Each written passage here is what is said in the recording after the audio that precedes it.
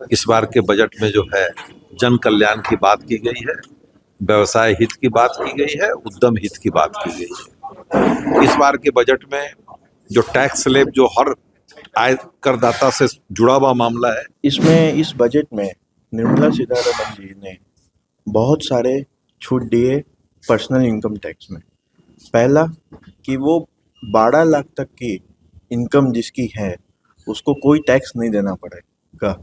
उससे क्या होगा, पर्सनल डिस्पोजेबल इनकम, लोग के हाथ में पैसा आएगी। नमस्कार, आप देख रहे हैं फर्स्ट लुक बिहार। मैं हूं आपके साथ चंचल चौधरी। केंद्रीय वित्त मंत्री निर्मला सीतारमण ने आज लोकसभा में आम बजट पेश किया है। इस बजट को पेश होने के बाद ही उत्तर बिहार चैम्बर ऑफ कॉमर्स में बैठक के दौरान इस पर चर्चा की गई है। बजट के दौरान चैम्बर ऑफ कॉमर्स के सदस्यों की निगाहें न्यूज चैनल पर बनी हुई थी और एक एक अपडेट ले रहे थे। चैम्बर ऑफ कॉमर्स के सदस्यों ने बजट को लेकर कहा है कि आम लोगों के हित का बजट है, टैक्स छूट मिली है। इस दौरान सभी के चेहरे पे खुशी देखने को मिली है। कैसा बजट रहा, बिहार को क्या मिला? बजट का हम लोग स्वागत करते हैं।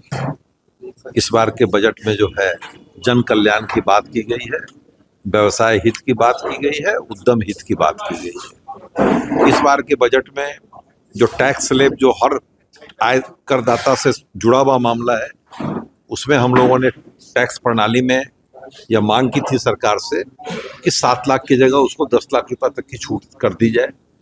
लेकिन भारत सरकार ने 7 लाख की जगह 10 लाख नहीं बल्कि 12 लाख की छूट दी है, जो निश्चित रूप से बहुत ही स्वागत योग्य कदम है उनका।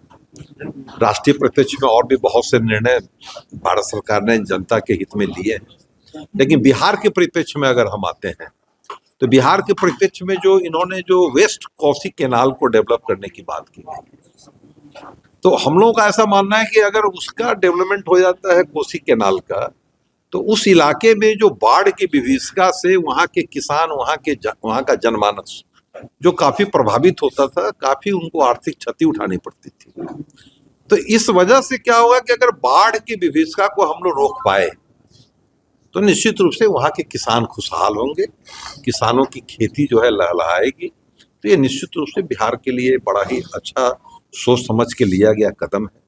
इससे मिथिलांचल का पूरा इलाका, कोसी का पूरा इलाका, इससे काफी फायदा इनको मिलने वाला है। दूसरा, एक मिथिलांचल से ही जुड़ा हुआ है, बल्कि मिथिलांचल और कोसी, इस बेल्ट में मखाना की बहुत अच्छी खेती होती है और हम सभी लोग जानते हैं कि मखाना जो है वो पूरे विश्व प्रसिद्ध मखाना हमारे बिहार में है।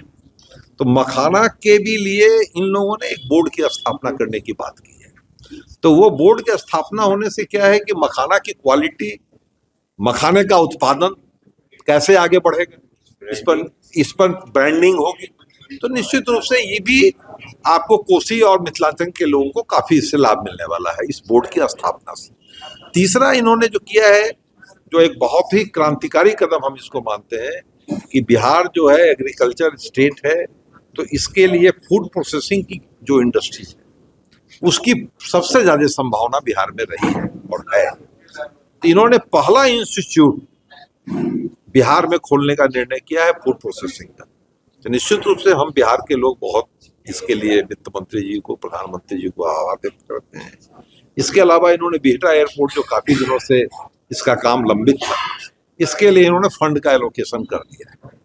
तो उम्मीद है कि अब जल्दी ही बिहटा एयरपोर्ट जो है एक विश्व स्तर का एक बड़ा एयरपोर्ट बन के बिहार में तैयार होगा। इसके अलावा 3 एयरपोर्ट और बिहार में नए बनने हैं। तो जैसा हम लोगों की जानकारी है, उसमें एक तो पूर्णिया का होगा और 2 जो बचते हैं उसमें हम लोग आशान्वित हैं कि एक मुजफ्फरपुर निश्चित होगा। रेल को लेकर के लगातार पत्र लिखते हैं, वंदे भारत। रेल के विषय में इन्होंने इस बजट, अभी तत्काल बजट में जो है कोई भी बहुत डिटेलिंग नहीं किया है।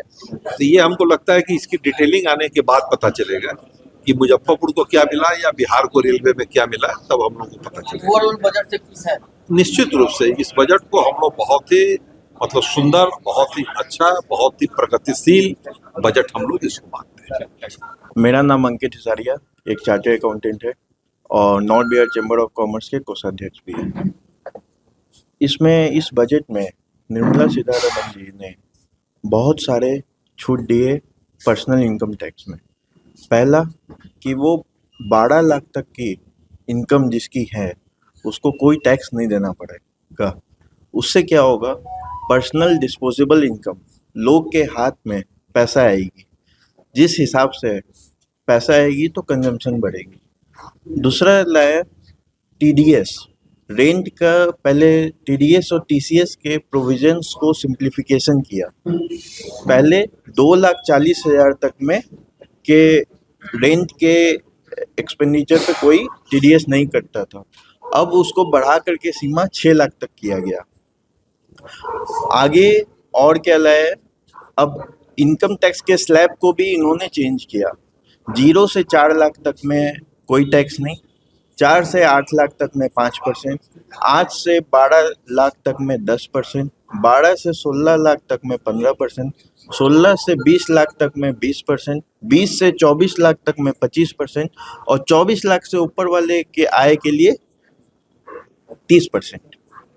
तो निर्मला सीतारमन और मोदी जी ने ये पूर्ण रूप से कोशिश की है कि मिडिल मैन को सहायता मिले। मिडिल मैन के हाथ में पैसा आएगा तो वो कंजम्पशन करेंगे तो जीएसटी या गुड्स में कहीं पे इंडियन इकोनॉमी में पैसा आएगा।